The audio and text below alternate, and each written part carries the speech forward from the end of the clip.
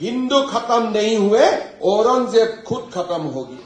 अगर कहीं में राहुल गांधी, ममता बनर्जी सोचते हैं कि हिंदू खत्म हो जाएगा, नहीं, आप खत्म हो जाएगा, हिंदू कभी खत्म नहीं होगा। हिंदू धर्म को हमें सब लोग मिलकर रक्षा करना ही है।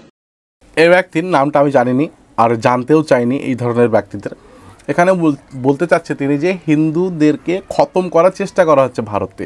এখানে দুজনের ছবি দেওয়া আছে, আপনি দেখতে পাচ্ছেন, একটা মমতা ব্যানার্জি, একটা রাহুল গান্ধী। এই দুজনেই নাকি হিন্দু ধর্মটাকে খতম করা, শেষ করার চেষ্টা করছে, কিন্তু ওনার মতে পারবে না। কিন্তু ভাই একটা যুক্তি বা লজিক থাকার বিষয়। নিশ্চয়ই তিনি অপর পন্থী, কারণ এখানে যেহেতু কংগ্রেস টিএমসি দুজন নেতাকেই উদ্দেশ্য করা কথা বলছে, তাহলে নিশ্চয়ই ও বিজেপি, হ্যাঁ এটাই কনফার্ম, এই বিজেপির নেতাই বলছে। এই দুজন যে ছবিটা দিয়েছেন, আসলে একটা ব্যাপার হচ্ছে এই তিনজনই কিন্তু হিন্দু। মমতা ব্যানার্জিও হিন্দু, যিনি বলছে তিনিও হিন্দু, রাহুল গান্ধী হিন্দু। কিন্তু হিন্দু কখনোই চাইবে যে আমার ধর্মটাকে আমি শেষ করে দেবো, তিনিই কিন্তু এখানে এরকমটা ধরনের কথা বলছে। তো চলুন আগে যাই, দেখি কি বলে আরো। अलेक्जेंडर भारत में आए, वो समय भी खतरा हुए देश में, लोगों को लगे अलेक्जेंडर आ गया, पूरा विश्व जय करके आए, अभी तो भारत में आ गया तो भारत खत्म ही हो जाएगा। लेकिन वो समय में भी कोई चंद्रगुप्त मौर्य या कोई चाणक्य ने आवाज उठाई, और अलेक्जेंडर का वो समय में भी भारत को एकत्रित किया और पूरा विश्व को दिखा दिया कि भारतवर्ष को पराजित करना इतना सहज बात नहीं है, भारतवर्ष को आप पराजित नहीं कर सकते। আলেকজান্ডার একটা সময় এসেছিল, তিনি এসে ভারতবর্ষকে নিজের কবজা আনার চেষ্টা করেছিল, কিন্তু এক চাণক্য, এক চন্দ্রগুপ্ত মৌর্য, তিনারা রুখে দাঁড়িয়েছিল এবং ভারতবর্ষকে কি করতে দেয়নি, ভারতবর্ষকে দখলে আনতে দেয়নি, ভারতবর্ষকে পরাজিত করতে দেয়নি। এটাই বলছে।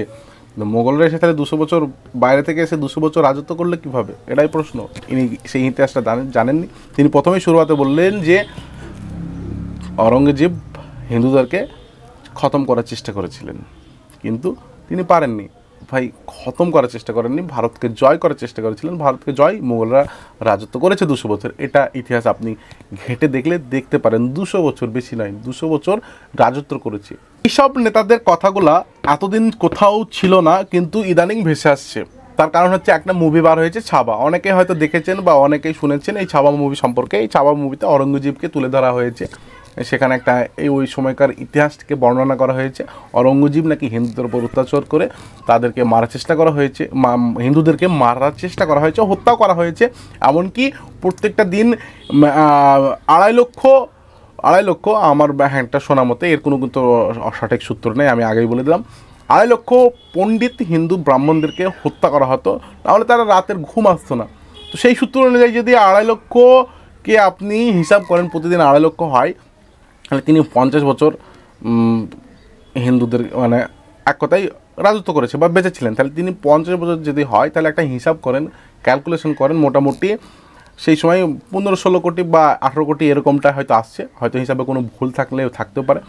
কিন্তু সেই সময়কার জনসংখ্যাই ছিল ভারতে মোট 11 কোটি। তাহলে আমি লক্ষ্য বলছিলাম, 18 কোটি বা 15 কোটি এরকম সামথিং আছে, কিন্তু সেই সময়কার 11 কোটি জনসংখ্যায় ছিল। তাহলে বাকিগুলা কি ধার করে এনে হত্যা করতো, বা অন্য দেশের হিন্দুদেরকে তুলে এনে ভারতে হত্যা করা হতো?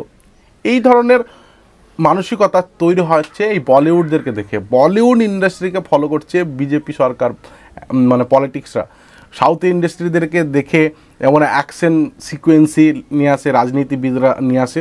সেরকমটা কিন্তু এখন বর্তমানে রাজনীতিতে চলছে। আপনি যে কোনো রাজনীতিতে দেখেন না কেন, টিএমসি, বিজেপি, কংগ্রেস, সব রাজনীতির লিডাররা মনে করছে আমরা সাউথ ইন্ডিয়ান হিরো, এই বলবো, এই করবো, মারবো, ধোঁয়াধার চলবো, বাড়ি, বাংলা, কার, সব কিছুই থাকবে, রিল্যাক্স জিন্দেগি, সরকার আমার তো হাতে।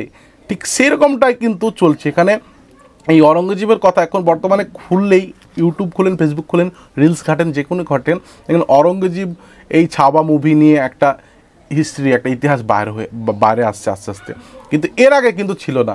এই বলিউড থেকে ইন্সপায়ার হচ্ছে, হ্যাঁ, সেটাকে নিয়ে এই হিন্দুত্ববাদী বিজেপি নেতারা কিন্তু এরকমটা ছড়াচ্ছে। তাদের কাছে এটাই ধর্মগ্রন্থ, এক কথায় তাদের ধর্মগ্রন্থ বলিউড।